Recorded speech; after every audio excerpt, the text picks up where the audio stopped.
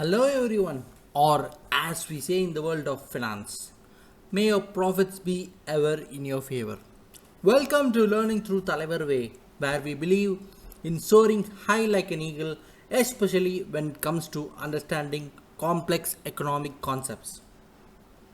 If you ever thought economics was boring, prepare to have your mind and perhaps your funny bone slightly tickled. Today, we are diving deep into the MSME sector and public sector undertakings. Yes, I know it sounds like a thrilling night in, but trust me, by the end of this, you will be quoting turnover figures like they are the lines from your favorite blockbusters. Remember what Gandalf said in The Lord of Rings: Fly, you fools. Well, today we fly through data, and for more such enlightening and occasionally sarcastic information, do subscribe to our YouTube and Telegram channels. You wouldn't want to miss our next smash it, right?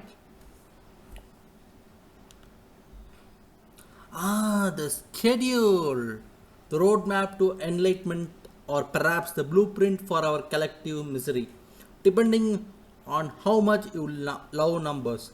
As you can see, July 28th, we are squarely focused on MSME sector and public sector undertakings. This isn't just another date on the calendar, it's the day we unravel the mysteries of India's economic backbone and its stately giants. See, other days we promise equally thrilling adventures like industrial development, special economic zones. It sounds like a sequel to Finance Thriller, doesn't it? But for now, our mission should be chose to accept it. It's MSME and PSUs. This slide is a gentle reminder that we do have a plan, unlike some government projects which, bless their hearts, just happen. It's like checking the flight schedule before realizing your plane is perpetually delayed. Just kidding, just kidding mostly. Let's start. Alright, let's get serious for a moment, only just for a moment. I promise the MSME sector, micro, small, or medium enterprises, is not just a bunch of fancy words. Okay, it's actually the backbone of the Indian economy. Think of it like the vibranium skeleton which holds Captain America together. Without MSMEs, India's economic growth, employment generation, and equitable development would be, well, let's say it wouldn't be pretty. It's like Chitty in Indian movie, The Robot. MSMEs can do everything, but without Dr. Vasigiran, where we can call it government, they self-destruct. This sector is governed by MSMED Act of 2006, and in a move that would make any bureaucrat proud, the definition of MSME was revised in May 2022. Why? To unify criteria for manufacturing and services enterprises. Because apparently a small factory and a small tech startup needed different rule books. Makes total sense, right? It's all about investment in plant, machinery, equipment, and annual turnover. So how do we classify these economic superheroes? Micro enterprise. If your investment is not more than 1 crore and your turnover is not more than 5 crore, basically, if you are running a lemonade stand that's scaled up a bit, you might be a micro enterprise. Good for you. Next one is small enterprise. Investment not more than 10 crore, but and turnover not more than 50 crore. You are upgraded from a lemonade stand to a small chain of gourmet coffee shops. You are practically a titan here. Next comes the medium enterprises. Investment not more than 50 crore, turnover not more than 250 crore. At this point, you are eyeing global domination, or at least really nice yachts for sailing. let's look one PYQ. Consider the following statements with reference to India. According to Micro, Small and Medium Enterprises Development Act of 2006, the medium enterprises are those with investments in plant and machinery between 15 crore and 25 crore. All bank loans to micro, small and medium enterprises qualify under the priority sector. So which of the following statements are correct? One only, two only, both one and two, neither one nor two. Now for the big reveal, remember our previous slide. A medium enterprise as per the revised definition, it's not more than 50 crore.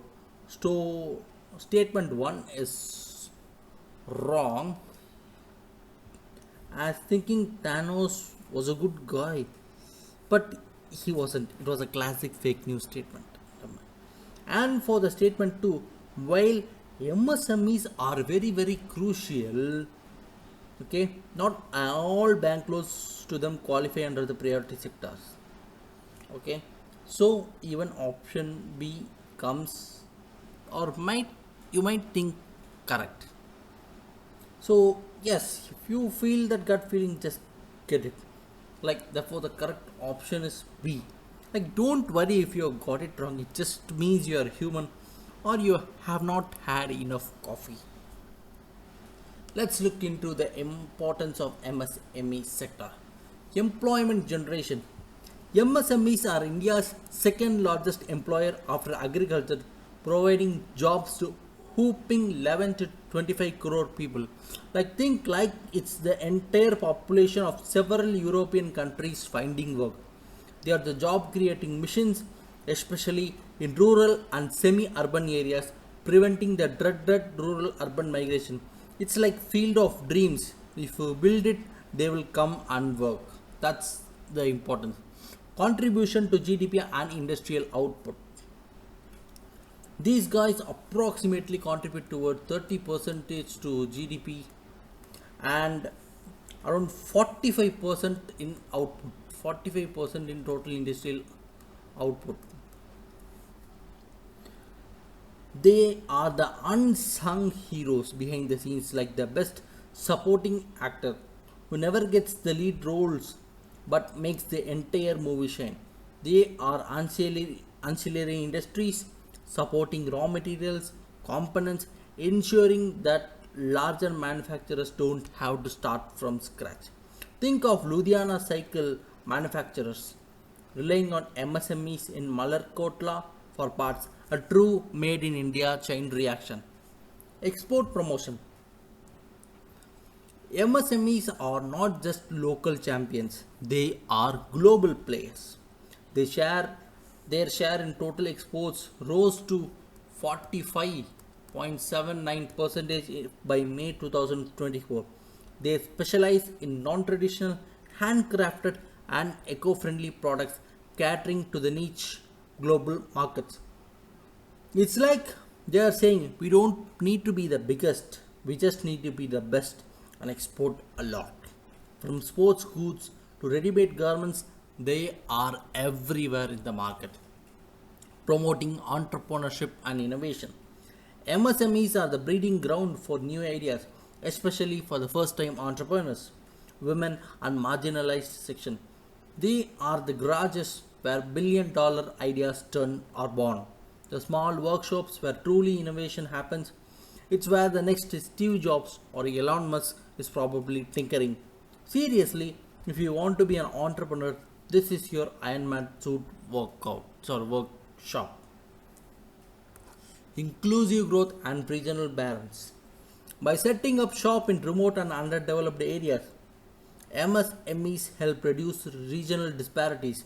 Over 51% of MSMEs operate in the rural areas. They are the ultimate equalizers, providing opportunities for the wealth creation among diverse sections of society. It's like a real life Avengers initiative but for economic development, making sure isn't prosperity isn't just confined to the metropolitan elites. Now, Every superhero has their kryptonite, and MSMEs are no different.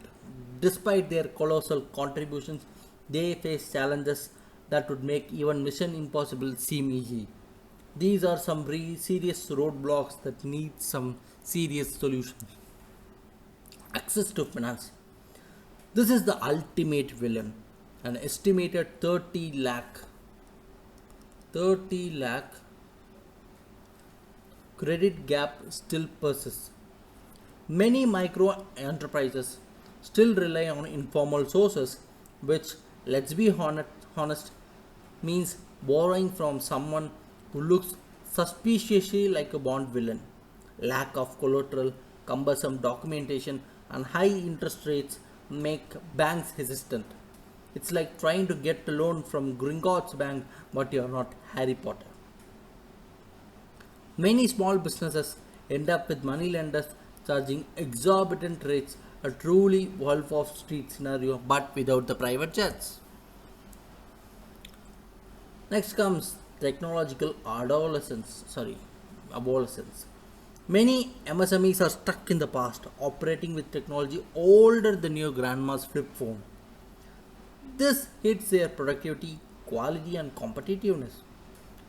The high cost of adopting new tech and lack of awareness mean they are often fighting a digital war with a wooden sword. An estimated 84% of digitally hesitant MSMEs just don't see the value of tech in investments. It's like trying to win a car race with a horse and a buggy. Where we are going, we don't need. Modern tech said no successful business ever. Next comes marketing and market linkages. Imagine having a fantastic product but no one knows about it. That's the MSME marketing dilemma. They struggle to reach wider markets, compete with larger players, and build brand recognition. It's like having the best band in the world but no one's ever heard your music. Lack of access to market intelligence and effective distributor channels means they are often screaming into the void. Skilled manpower shortage. MSMEs can often attract and retain skilled labor because, let's be real, bigger corporations offer better wages and career paths. Nearly 47% of MSMEs worker needs reskilling or upskilling to stay relevant. It's a talent drain like trying to build a world class football team and all the best players want to play for the big leagues. Inadequate infrastructure. This one is classic. Lack of proper industrial infrastructure, wherein power, roads, logistics, especially in rural areas, is a huge roadblock. It's like trying to run a marathon with your shoelaces tied together. Now let's look into some government schemes. Don't worry, da. Government has always released a full army of schemes, all trained to make MSMEs from zero to hero. Fear not, for where there are challenges, there are also government schemes. India's government has a whole arsenal of them, ready to uplift our MSMEs like Cholnir Chitor. These initiatives are crucial for helping MSMEs to overcome their obstacles. Pradhan Mantri Mudra Yojana. This is the starter pack for entrepreneurs, offering collateral free loans up to 10 lakhs. Think of it as government saying go forth and multiply your businesses. That is, it has Shishu, which up to 50,000, Kishore up to 5 lakhs, and Tarun up to 10 lakh category. It's all about financial inclusion. TREDS platform, that is trade receivables discounting system. This genius platforms helps MSMEs get paid faster by discounting their invoices. It's like a fast forward button for your cash flow, because who has time to wait for 45 days for payments anymore. Next comes the digital MSME scheme, promoting cloud computing and digital tools, because in the age of AI, you can't be sending carrier pigeons to deliver your invoices anymore. Design clinic for design expertise to MSMEs, helping MSMEs improve designs and marketability, because even a great product needs to look good on the shelf of life. That is very very important. Prime Minister's Employment Generation Program, creating jobs by setting up new micro enterprises. It's about making entrepreneurs, not just employment. PM Vishwakarma scheme, with the 13,000 crore outlay, this supports traditional artisans, offering collateral free loans, skill training, and marketing support. This is how you empower the desi craftsmanship to compete globally. Finally, it's micro and small enterprises cluster development program. It's like developing clusters with common facilities and infrastructure, because trying to thrive in isolation is like trying to survive a zombie apocalypse alone. Let's now look into ease of doing business. Like if MSMEs are the backbone, then the ease of doing business is the smooth, well-oiled machinery that keeps the whole body moving. It's about how simple regulations are, how strong the property rights protection is for businesses to start and operate efficiently. Because nobody wants to fight through red tape denser than the American rainforest just to open a tea stall.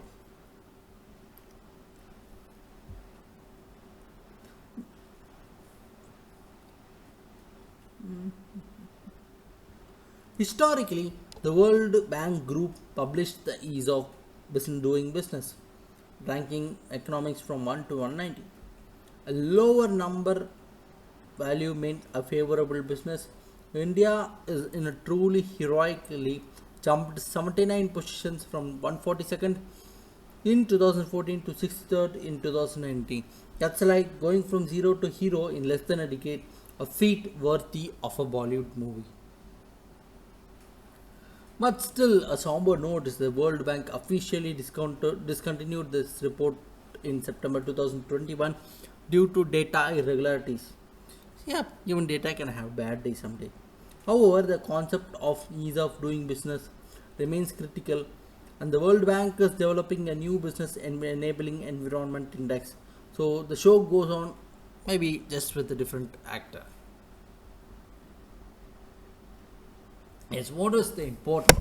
It attracts a huge foreign direct investment, wherein more investment comes in and more money flows through it. When the ease of doing business is easy, it creates more job and also boosts the domestic investment as well. So when more formula ease of doing business is done easily, more formalization of economy is done, because setting up a business is easy and many people are brought into the formalization of economy, and you get the global recognition as well, because more investors are always trying to put in. Way forward, like we have to focus on domestic reforms, work on the national single window system, adopt to the latest technology, and bring in alternative dispute resolution for some disputes, and bring in investment friendliness charter, so that anyone who wants to invest can invest easily and develop his or her own company. And so now let's look into a PYQ here. India's ranking in the ease of Indian doing business, sometimes seen in the news. So we just looked into the previous slide, or explained the previous slide. It was developed by World Bank, but unfortunately, this index has been stopped, and some other index is coming in its place. So for now, this PYQ, the World Bank option C is the answer. And so we arrive at our grand finale, the Avengers Endgame of our economic discussion. Both the MSME sector and ease of doing business are not just buzzwords, they are intertwined and critical for India's ambition of becoming a 5 trillion economy and a developed nation by 2047. It's not just a dream, it's a meticulously planned economic blockbuster. A thriving MSME sector empowered by conducive business environment. It is the secret sauce.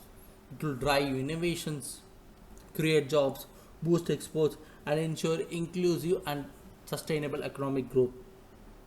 Think of it as the ultimate economic super term, each member playing a crucial role.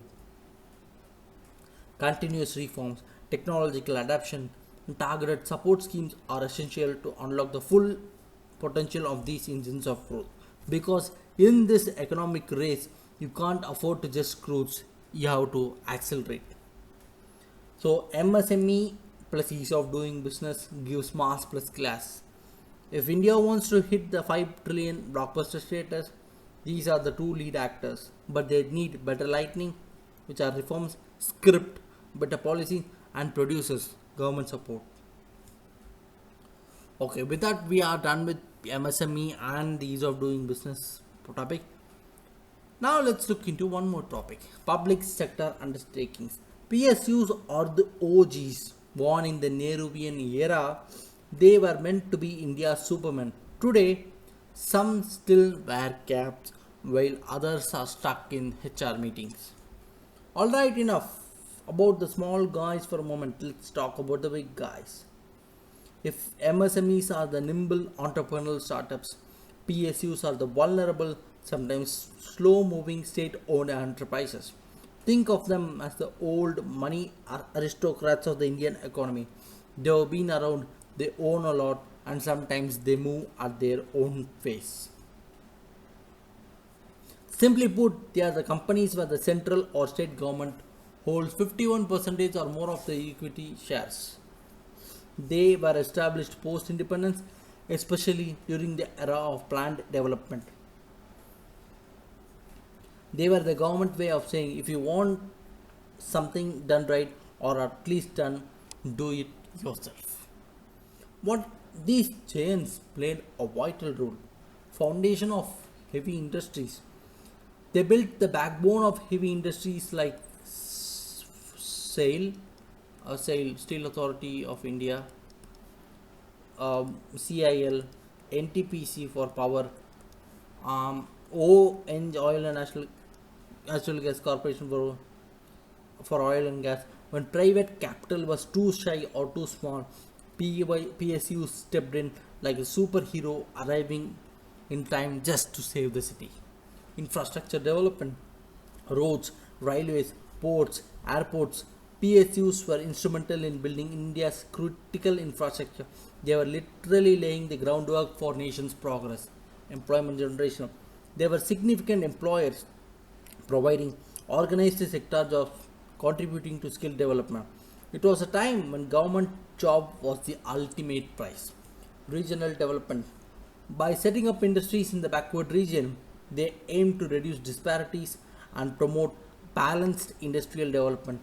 It was like spreading the wealth one factory at a time.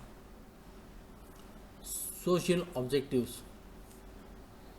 Beyond profits, they were expected to provide affordable goods and services, promote R&D, and ensure labor welfare. A truly benevolent overlord, if you will. And finally comes the resource mobilization. They contribute to national resources through profits, dividends, and taxes. Now let's look into some performance of PSUs. Their performance has been subject to continuous debate, like deciding whether a pineapple belongs on a pizza. It's like the good, the bad, and the bureaucratic. So, what positive aspects? Increased profitability and net worth. The net worth of CPSE significantly increased from 82% in 2000. Increased by 82% from 2014 to 2023. Their net profit grew by 87% in the same period. It seems some of these old dogs can still learn new tricks. Contribution to the national exchequer. Their contribution through excise duties, taxes, and dividends doubled from financial year 14 to 23. The government's dividend receipts from non-banking PSUs nearly doubled since 2020, reaching 74,017 crores for the financial year 24-25. Five fuel-related PSUs alone accounted for nearly 42% of total dividends. They are still bringing in cash like the rich uncle who pays for the dinner. Market capitalization growth. The total market cap of 81 listed PSEs grew by over 225% over the past decade. They are often outpacing broader market indices. Strategic role and key sectors. They remain vital in strategic sectors like atomic energy, space, defense, and critical infrastructure. They are leading investments in energy transition too. You can't just privatize the entire national security, can you? No. Now let's look into like some PSUs are like Ajit in Vedalam, low key but deadly. Others are like Linga, big promise but very poor delivery. Inefficiencies and bureaucracy. Historically, PSUs have been criticized for overstaffing, lack of accountability, and slow decision making. Red tape so thick that you could use it as a bandage for your wound. Loss making units. A number of PSUs have been perennial loss makers, becoming a drain on public finances. It's like having a pen or having a pet that keeps eating money. Lack of modernization and innovation. Many lagged in adopting modern technologies. They are still using the dial up in a broadband world. Lack of managerial autonomy. Despite reforms, some still face government interference. The government knows best. They say even when the government doesn't know how to run a power plant. Trade unionism. Strong unions have sometimes led to rigid labor practices and resistance to reform. It's like trying to change a company policy when everyone's threatening to go on strike. Now we look into the status. To boost autonomy and efficiency, the government granted special status. Miniratna in 1997, Navratna in 1997 again, and Maharatna in 2010. Government gave PSUs awards like Filmfare but with powers. Miniratnas for consistent profit makers, delegating more powers. Examples AAI, BSNL, IRCT. C. Navratna for CPSEs with comparative advantage, giving enhanced autonomy to become global players like Bell, Nalco, SCI, and finally comes the Maharatna, the highest category of autonomy introduced in 2010, empowering large CPSEs to expand and become global giants. Bell, HPCL, and ONGs, they are all Maharatnas. This reflects the government's dual approach, leveraging strong PSUs while strategically disinvesting from others. It's like a strategic retreat and a powerful surge all at once. With that, we are done with today's lecture, wherein we discussed Maharatna, wherein we discussed MSMEs, Maharatnas, or even public sector undertaking, their category, everything. It's like a cakewalk if you have done it well, or else, never mind. Go back once again, and you'll always learn from the best. With that, we are signing off today. It's me, Narayana. When learning through Thalaivar way, where learning is always legendary. Thank you.